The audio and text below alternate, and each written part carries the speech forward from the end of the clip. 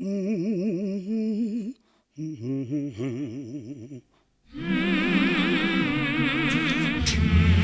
la la la la. La la la.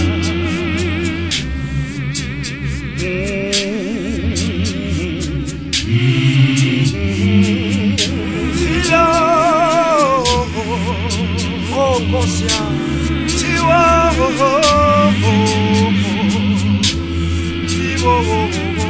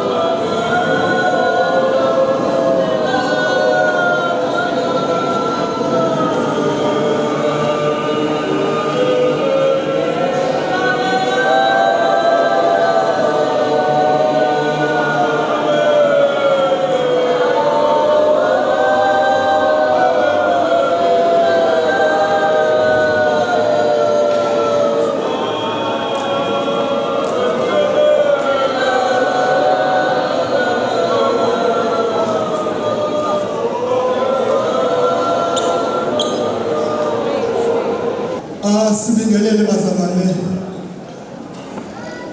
Oh amen bazalwane. Oh amen ekhove. Sibingelele kakhulu. Eholini bonke ukhona ngaphakathi kwethu. Osina bishop bethu, amabishop obengameli, baba wethu trustee, abomama abantu abasha, nonke namukelekile bazalwane. Besicela sizeni kanje ngoba sokwazi ukungena enkonzweni yethu sesishawa isikhathi bazalwane. Ngenxa yokuphuthuma isikhathi bazalwane, ngicela ngithuba lokuthi sifanele singene enkonzweni. Siqala ngobaba wethu umfundisi baba wethu baMagwanyana uzothi masifike kuJesu ukuba wasifele. Uma eqeda baba wethu Magwanyana umengameli wethu baba wethu Gumede asisholo isibhedesho nesisekelo. Uma eqeda ubaba uNxele ngazi ngoba ukhona umengameli baba uNxele ukhona. Ubaba wethu uNxele uzosikhulekela bese kuthi umkhulu womkhulu ubaba wethu babonzoza asisholo wona sicile wona bese lonke ibandla bazalwane liyaphakama sesibamba leyo nhlonipho njalo ukuthi asanyakazi bazalwane akekho ongena akekho ophumayo aphanthisi sesiqede over to you baMagwanyana.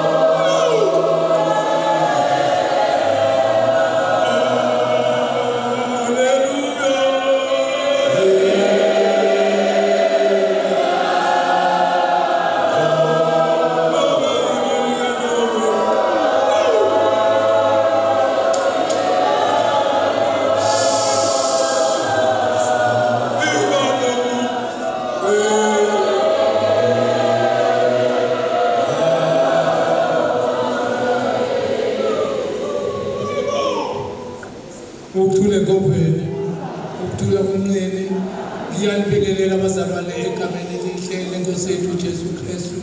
Ekuseni ngibingelela bonke ubuholi egameni elihle lenkosi yethu Jesu Kristu. Ngezuleni lapha ya ngawo 87. Ngeke manje ukuthi sisekele uJehova sibekele esentabeni esingcwele. uJehova wathanda amasanga seziyoni kunazo zonke izinto zakaJehova. Okudumsekayo kukhulunywa ngami singathixo selanga yokwala iRahabi neBhabhileni yebo kulabo abangaziyo iFreestan neThani neKhushi wazalelwa khona yokuthiwa ngesiyoni lo nalo muntu wazalelwa khona ophezulu konke uyaqinisa mhla uJehova lobizizwe uyokulobuthi lo wazalelwa khona selapha kwayo nabasinayo bathi imithombo yami yonke ikuwo amen amen.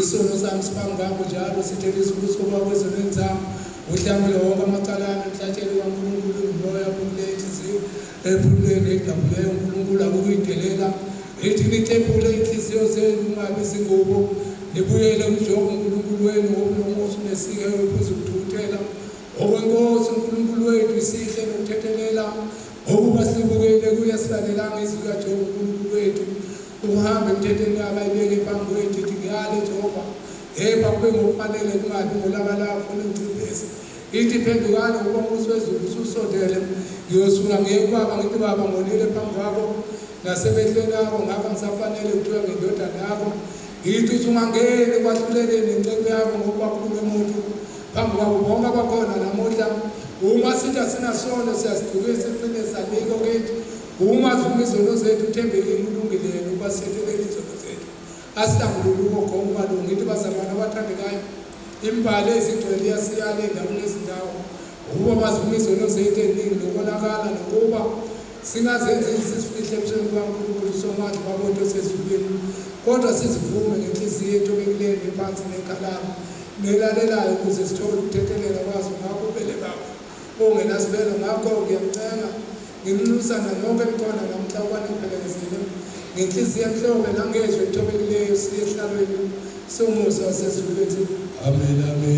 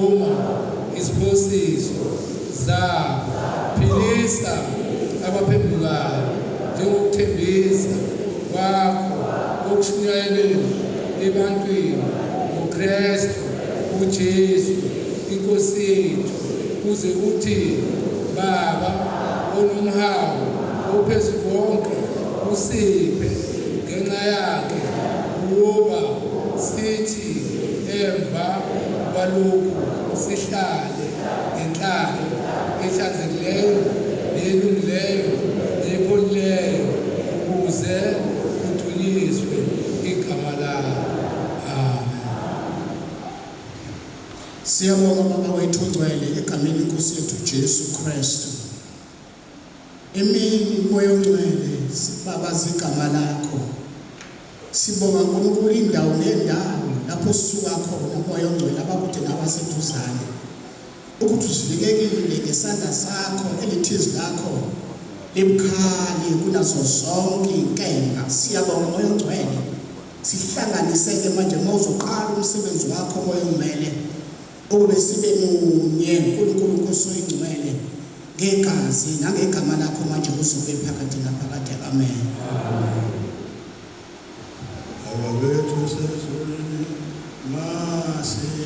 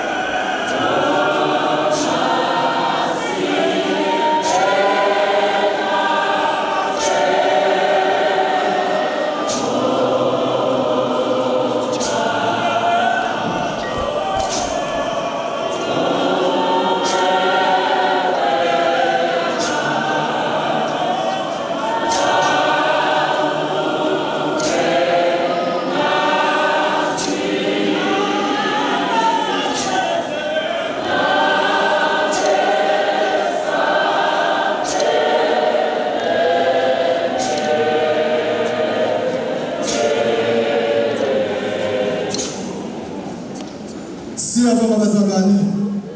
Ngithatha leli thuba lokuthi ngicele hlalo wethu ubaba wethu upresident baba wethu wabuThusi noma sazi ukuthi akekho kahle emoyeni nasenyameni bazalwane.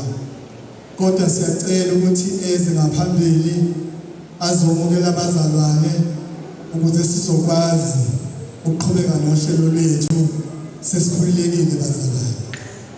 Ubaba wethu umengameli ubaba wethu wabuThusi sicela ukuze kuye.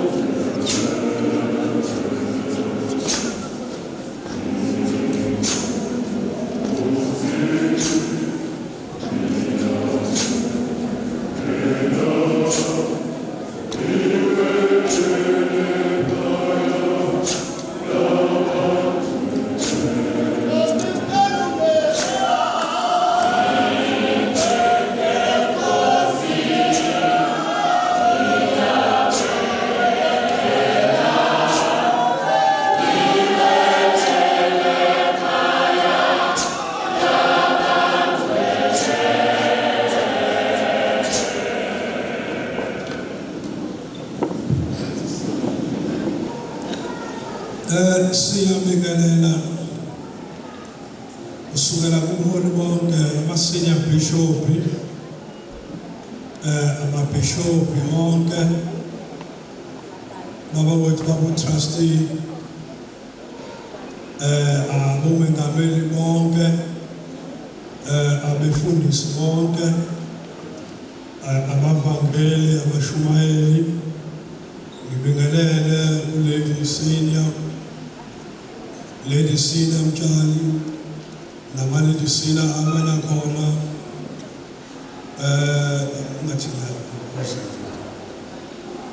amabhishopikazi, abefundisikazi, abavangelikazi, bese ngibingelela kubantu bethu abantu abasha abaye benza inkonzo yethu ibe yimpumelelo.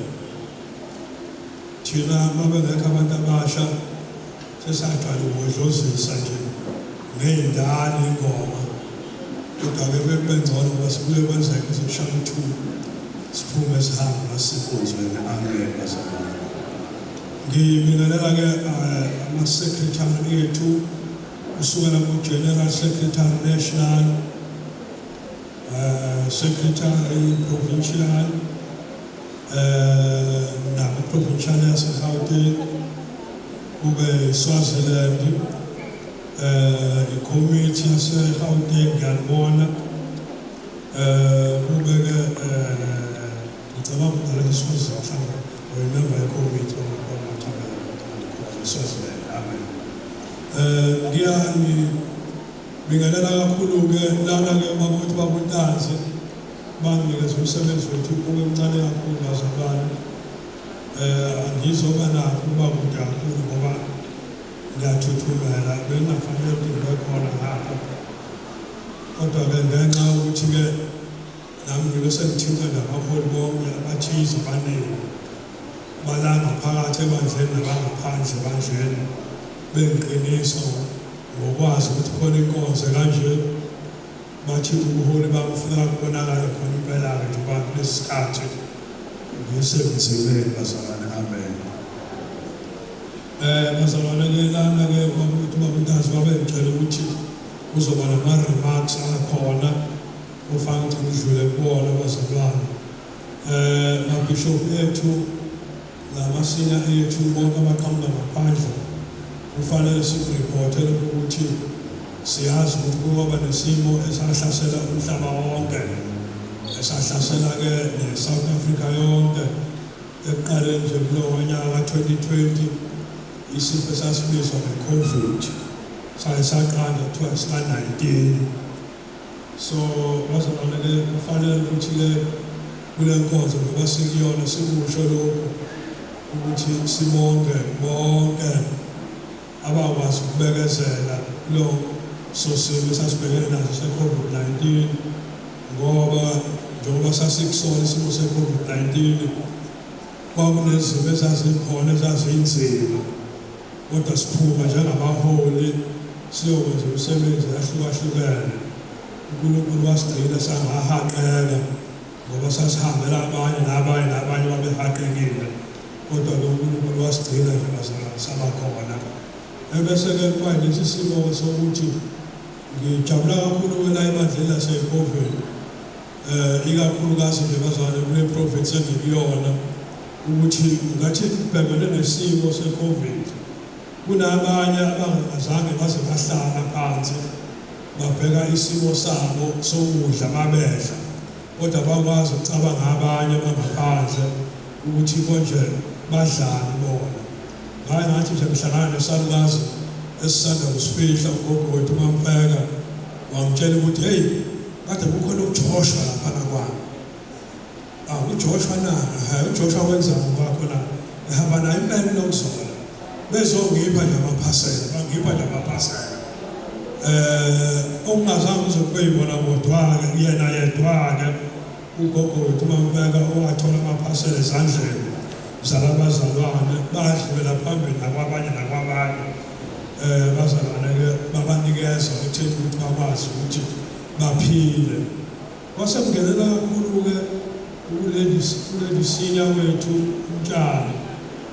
Bazalwane siyakhumbula ukuthi masivela ku Facebook yonke indawo ubambe kakhulu iqhaza leli sina wethu uTshali bebambisana nobaba wakhe abaphunywa ngelwa bahanjela amafutha behambisa amafutha parcel emndenini ethize nami nje bazalana ngaze ngize ngohlozela kodwa ngingathi kwasengiyithola iparcel kuleli sina wami behambisana nayo sina kulesi sikhathi se-COVID nabanye-ke nabo abacosha abazalwane uma ungazange baze wafinyelela nakuwena asithembise ukuthi ngelinye ilanga kuyofinyelela angisho ukuthi akubuye i-COVID bese ukwazi ukufinyelela kuwo kuyenzeka nje ukuthi uma kukhulunywa iy'nhlelo zama-food parcel ahanjiswe nje kungonakele lutho. Siyabona-ke kulezi nsuku ukuthi-ke kuye kwahlasela-ke isimo sey'khukhula uma bebiza ngesilungu ngathi ngoba ngizoyiqoma ulimini baye bethi flood ngolimi lwalephesheya nakhona-ke bazalwane abazange baze bahlala phansi kabazalwane siyayibona nje masibuka ku-Facebook imhuqa ye-truck bazalwane ngoba lalingeke leli truck lifinyelele emagrawundini ukuthi liyonikeza abantu abathintekile abakhahlamezekile bengazange baze bashaya ikhwela bona kuleli sina wethu uTshali bebambisene nobaba wakhe babe sebephuma abagcinanga-ke nje kunikezwe abantu abakhahlamezeke kakhulu laba babekade belaliswe emahholo abanye belaliswe ematendeni noma abanye babemukeliswe emagrawundini kodwa nathi iqobo lwethu sihlaselile kwamama wethu uMtshali noBaba safike sathola amaphasela nathi singazange sathi sakhahlamezeka ngoba bazalwane amaphasela ayinikezwa noma yimuphi umuntu uma kanjalo futhi ungafinyelelanga kuwena bazalwane ngineqiniso lokuthi kuyokwenzeka futhi ngelinye ilanga ufinyelele futhi nakuwena. Amen. Asibonge nje ukuba sishaye ihlombe sonke sishaye leyo ndimana bayakhumbula abaningi ukuthi ngathi ngingena kulesi sihlalo lesihlalo sokuba usihlalo awengisisho bazalwane lesihlalo sokuba usihlalo ngibe ney'nguquko engibeyikhona nje ukuthi lo mhlambi kaNkulunkulu njengoba ugcwele lapha nje akufanele ukuthi masithi amen ngo-5 okuyeza inkosi ziphume ngo-5 abantu bephume behamba kodwa-ke sahlela ukuthi kube khona abantu abakutholako okuncane noma ngazi ukuthi angazi kuze kunanela kodwa siye sithi sithenge ngendlela bazalwane ezonelisa wonke umuntu noma-ke isihlupha-ke lento bazalwane ukuthi ukhona umuntu ongasukuma la athi usejahile ukuhamba akhombe idlanzana lakhe uyabona abantu sebethatha laphana ukudla base bagodle ngisho 2 litha kanti makusuke uthenga u2 litha usuke ungasho 2 litha ukuthi uzophuza ukuyedwa suke kushiwo ukuthi kuzothelelwana uphuziswane bazalwane nabanye amagama-ke ingakho sengaze bathatha isinqumo batshela laba futhi laba bahlela ukuthi ngicela ukuthi ungakhishwa lutho ekhishini kuba size sithi amen bese kuyima kuhlelwa-ke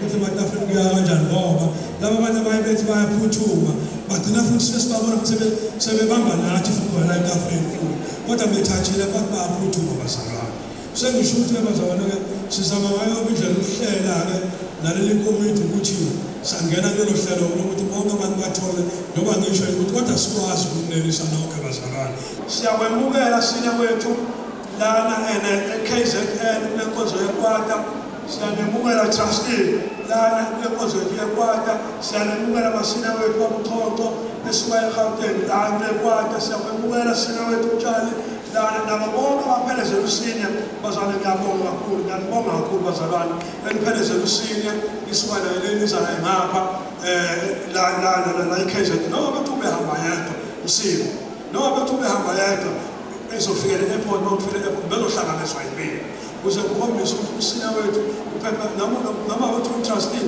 wefana mhlawumbe ze-airport nebomhlanga noma kuthiwa uthole bengomhlanga ngoba bazalwane lokhu kukhona kufisa ukuthi uhambeke kahle bazalwane kuleli bandla laseGoveni akukho bazalwane okuthela ukuthi simi ngaphesheya kwabanye thina singalana kanjani bazalwane yonke into nje kuphela siyibeke esimeni sokuthi sigade zingabibikho izinto ezenzakalakho ezirong zingabibikho izinto ezenzakalakho ezirong thina sinamathele emthethweni eyashiwo omkhulu niyabazi ombokazi Bowazi bakhuluma iqiniso kufanele ubishop ubishop losikhathi ubishop uBrenda ufuna athatha isikhundla wabuza umbuzo wodwa Bowazi ukuthi lo mqobo njengoba esithi ubishop nje nithi kufuneka abe yini manje bafuna kube uBrenda waze wabuya bathi hayi ke sesiyabuya manje ufuneka uBrenda enze njani abe archbishop waleli abe mile eqinisweni nathi angeke siyeke bamasibili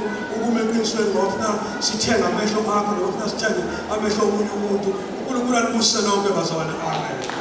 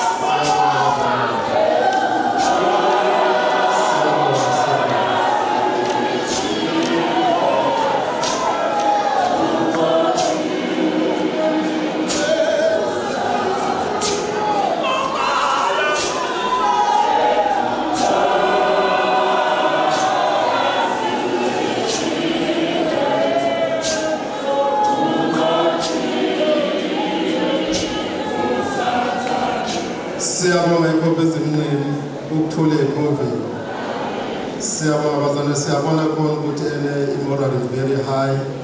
Ngicela ukuthatha leli thuba nginikezele uSenior Bishop wethu ubaba wethu uThonto asiphe nje izwi elifishayo. Sandule.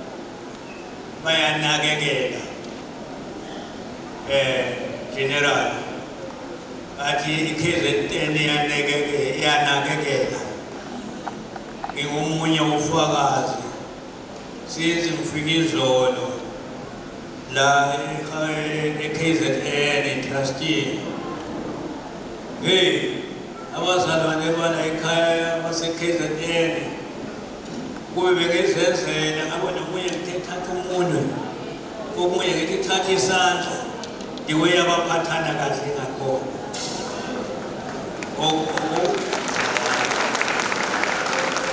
sayini ngada hayi sinfanele zami you deserve it baze bangidukisa ekhaya kithi phela ekhaya kithi sekuphilile ngiyacela nje njengathi sengajiso njengamaphoyisa izolo engathi ngithathwa amaphoyisa ngathi ekhanyile lisale senotshela uMamkhize ukuthi seningishushumbisile ngendlela lena abaphathana kahle bangishushumbisile manyoni angizazi nje ngilalile kodwa-ke abazalwane baseKZN ngiyathanda nabo kandiphinde nishayele zona ngiyakhalela-ke uMamaseko ngoba nawo phela yena benoMaseko bafika manje ekuseni okokugcina-ke ngithe kudlula kulokhu nje bese ngingena elizweni lesindilelo okokugcina ikhona-ke nekomiti laseGauteng bengithi nje ngemvumo yakho director ake ngibaveze nabo basukume njena uma ngabe baseduzane basukume njena babe nje bese usho yazi uthatha ingoma lapha bebe nje ngapha ngaveza shaya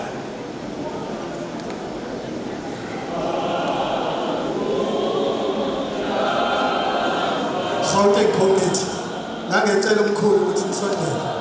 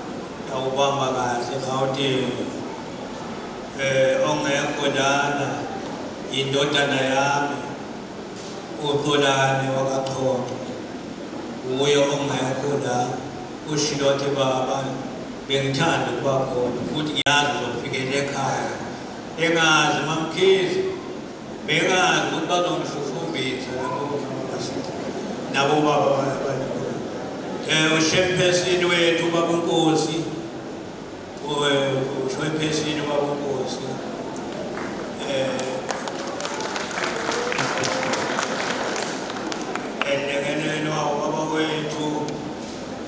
ubaba uMakhosa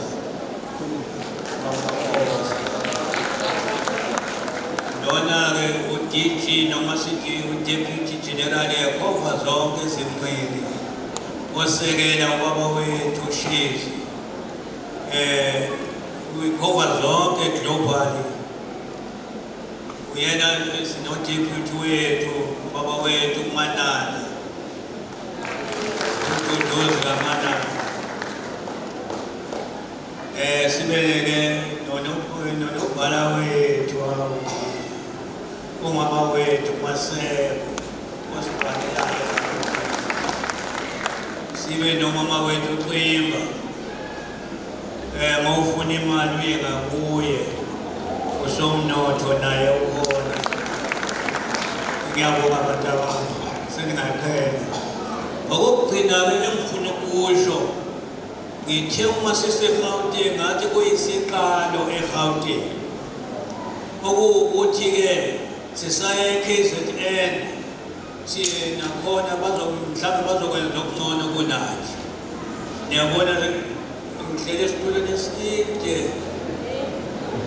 eside futhi njengoba ngimfishane mina ngathi esine ngathi ngihlelele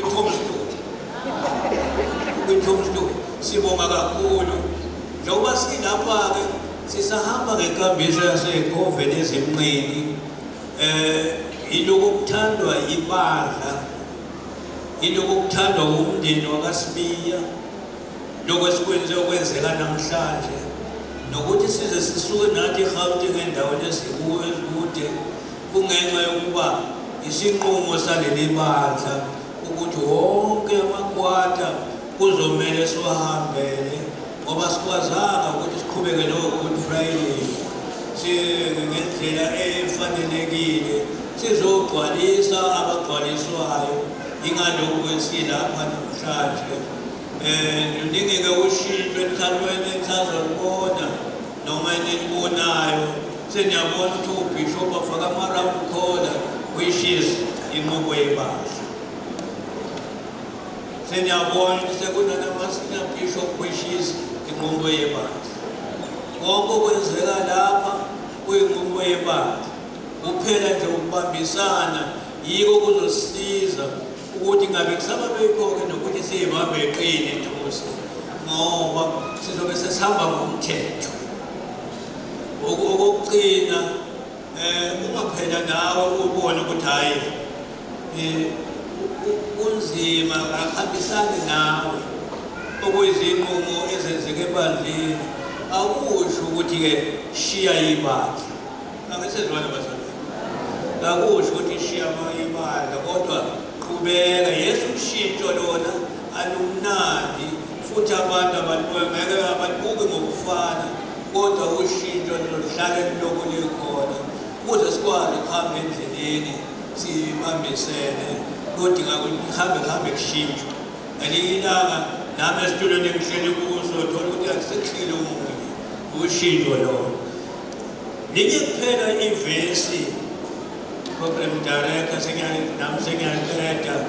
sengiyaqeda baba ngenhlonipho nje enkulu. Ngifuna kunezwi elijwayelekile lapha kumahubo angaka-23 sizobamba nje ivesi libelinye. Kumahubo angaka-23 sibangele ivesi libelinye. Nami ngizokwazi ukuhlala phansi umsebenzi uqhubeke. Siyabonga bazalwane kusenior bishop wethu babuchoncho. Silapha nabazalwane kuyihlabelelo likaDavid sazonke ukuthi amahubo u-23 ngamagama aqamile uJehova ungalusi omuhle. Utheke uBishop asibanga ivesi beyinye ngicabanga ukuthi yokuqala. uJehova ungalusi wami angikweswela. Amen. Uma ngihlanganisa indaba nesihloko, isihloko sithi uJehova ungalusi omuhle. Manje umuntu omuhle umuntu owenza kahle nezipho zakhe bese ziyajabula mengabulusisa izipho. Inkosi yokuzamani nkosisi. Umuntu okwazi ukuhlukanisa ukuthi iwundlu nezinyane akuphakelwa ngokufana. Inkosi yokuzamani nkosisi. Umuntu futhi owaziyo ukuthi umntwana kuneziteji okufanele ukuthi amkhulise ngazo. Inkosi yokuzamani nkosisi. Ingaba izwi ngelinye ilanga likenathi ngoba nisadinga ubisi ukuze likhule kahle. Inkosi yokuzamani nkosisi. Lapha-ke ngifuna ukukhuluma ngomalusi omuhle. Ngithe kusuka ngeteji khona o-N1 o-N2 ukukhulisa kahle umntwana. Manje lithi-ke iBhayibheli ungumalusi omuhle kusho ukuthi noma akabheki ubuso bomuntu futhi akabheki ukuthi one kangakanani futhi akabheki ukuthi ubekude naye kangakanani kodwa ngoba yena muhle uyakwazi ukuthethelela. Athi kumvesi lokuqala engilifundile uJehova umalusi wami angikweswela. Then now the problem is uma uzibona weswele kusho ukuthi-ke kunenkinga wena ukho duzane noJehova ngoba uzibona weswele. Uma useduzane noJehova awusweli lutho futhi uhlala ufudumele. Yes, ziyafika izinto zikushaye left and right and center kodwa ngoba wena noJehova eduze kwakho awukwesaba lutho futhi awukweswela lutho. Uma beqhubeka nayo lezo zisho ithi noma ngabe esawuhamba esigodini sethu lokufa awesaba ukubi ngoba yena unawo. Inkosi yokuzamani nkosisi. Nawe sithanda abantu babe ne-confident ngendawo abehleli kuyo. Uma uhleli kuJehova uhleli endaweni ephephile. Uma uhleli noJehova uhleli nomuntu ozokugcina azathi umbhalo obhala kahle athi akavumi nokuba unyawo lwakho lishelele futhi ukulonde ekuphumeni akulonde nasekungeneni. Ilawo mazwi nami engithanda ukusho ukuthi sendulelo sanamhlanje sengathi ngabe siyasondela sisondele kungathi siyaqala ukuthi ngeziningi izinto zisenzile sake zadideka endleleni kodwa namhlanje kuyele kuJehova uzame nami inkosi ikusise ukuthi bephakathi hare.